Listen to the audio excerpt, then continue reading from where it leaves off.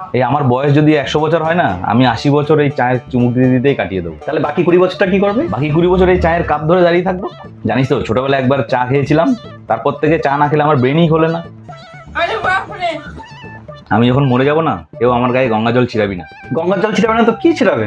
তুই এক কাজ করবি, আমি যখন মরে যাব না, তুই বাড়ির থেকে কড়া মাপের একটা লিকার চা করে নিয়ে আসবি ফ্লাক্সে করে, আর সব বন্ধুদের হাতে দিয়ে দিবি কাপের মধ্যে করে, আর ওরা সেটাই ছিটাবে আমার। এক গবেষণায় দেখা গেছে, যারা দিনে 15 কাপ চা খায় তাদের ব্রেইন আইনস্টাইন নিউটনের থেকেও তুকার।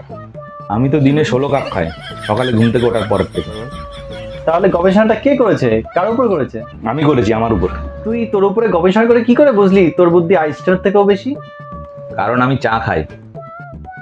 তাহলে প্রমাণ কি করে পেলি যে চাকলে যে বুদ্ধি হয়? আরে প্রমাণই তো চা, চা খেলে বুদ্ধি বাড়ে, এটাই প্রমাণ। मतलब वो अलग ही लेवल का बंदा था। শেষ হয়ে গেছে। দিদি, আরেক কাপ কড়া মাপের লিকার চা করে দাও।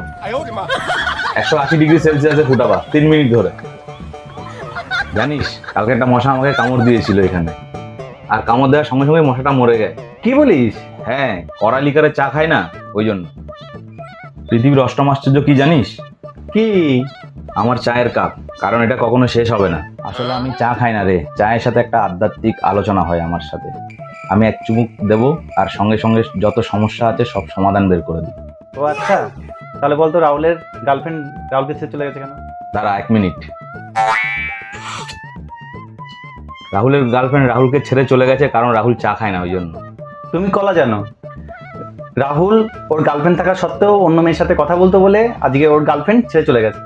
রাহুল চা খায় না বলে এই জঘন্য কাজটা করতে পেরেছে। বলতো ডাইনোসর কেন বিলুপ্ত হয়ে গেছিল? দয়া করে একটু অপেক্ষা কর, একটা লম্বা টান দিতে হবে। ডাইনোসর বিলুপ্ত হয়ে গেছিল কারণ ওই সময় চা পাতা আবিষ্কার হয়নি, চা খেতে পারেনি বলে রাগ করে ওরা বিলুপ্ত হয়ে গেছে। মোনালিসার হাসির রহস্যটা কি জানিস? না, জানি না, বল।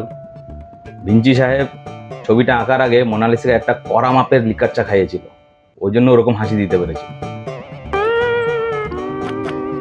আমি কাকে বিয়ে করবো জানিস? কাকে? যে মেয়ের বাপের বড় চায়ের বাগান থাকবে সেই মেয়েকে বিয়ে করবো।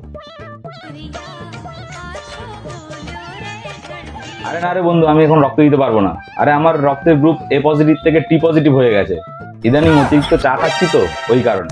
আরে জানিস, কদিন আগে ডাক্তার আমার শরীরে সিরিঞ্জ ঢুকিয়েছিল, রক্তের বদলে লিকার চা বেরোচ্ছে। এত পরিমাণ চা খাই না, এখন আর রক্ত নেই, রক্ত সব লিকার চা হয়ে গেছে।